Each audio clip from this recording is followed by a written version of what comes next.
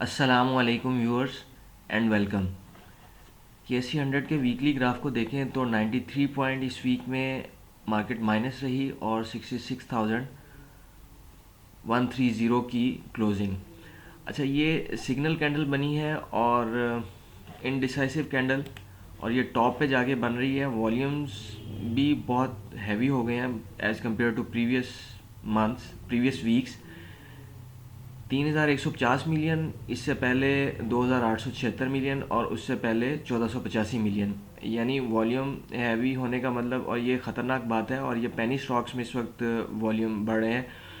ख़तरनाक इस हिसाब से कि ट्रेडर्स जो हैं वो कंफर्ट जोन में आ जाते हैं कि मार्केट तो बस बढ़ ही रही है, लिहाजा वॉल्यूम्स बढ़ जाते हैं। तो ये स्मार्ट मनी के लिए इस सूरत में वेस्टेड इंटरेस्ट के तहत पोजीशंस दूसरी साइड पे लेना आसान हो जाता है।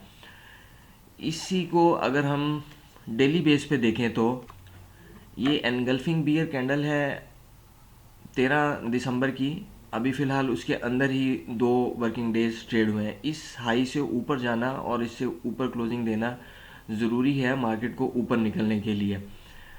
67,093 का ये हाई है, इससे ऊपर डिसाइसिव क्लोजिंग ज़रूरी है फर्दर गेन के लिए। और निचली साइड पे अगर ये इस कैंडल का लो 64,427 13 दिसंबर का लो जो है, अगर इसे ब्रेक कर देता है तो फिर थोड़ी नीचे की प्राइसेस जो है वो विटनेस की जा सकती हैं।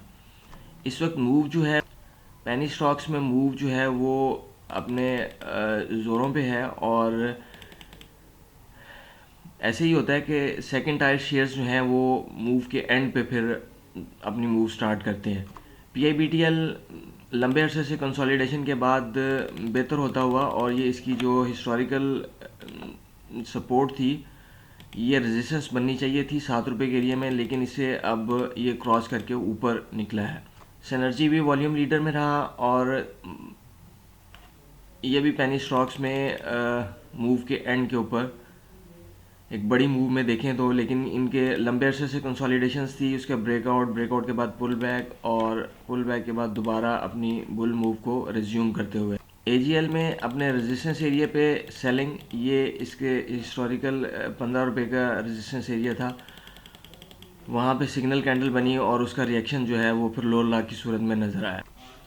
लोड्स, ये चूँकि ट्रीट के साथ इसका कंपैरिजन, फैमिली उसकी है ट्रीट की सिस्टर कंपनी, तो उसमें ये ब्रेकआउट के बाद ये जो सर्कल ड्रा किया कंसोलिडेशन एरिया के बाद अब ब्रेकआउट, और इसका टारगेट जो है वो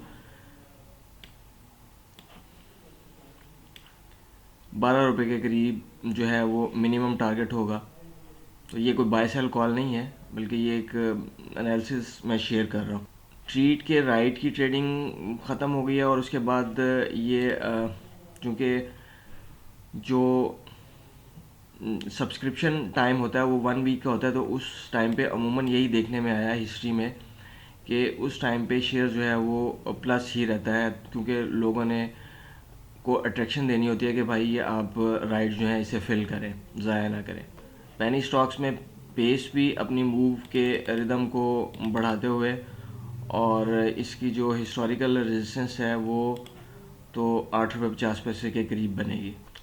पहल अपनी बुल मूव को एक्सटेंड करते हुए, और इसके जो रेजिस्टेंस एरिया है, मेजर जो रेजिस्टेंस है इसकी, उस पर तो आगे है 25 और 26 का एरिया था, आगे फिर 35 और 36 का एरिया इसका नेक्स्ट रेजिस्टेंस के तौर पे काम कर सकता है।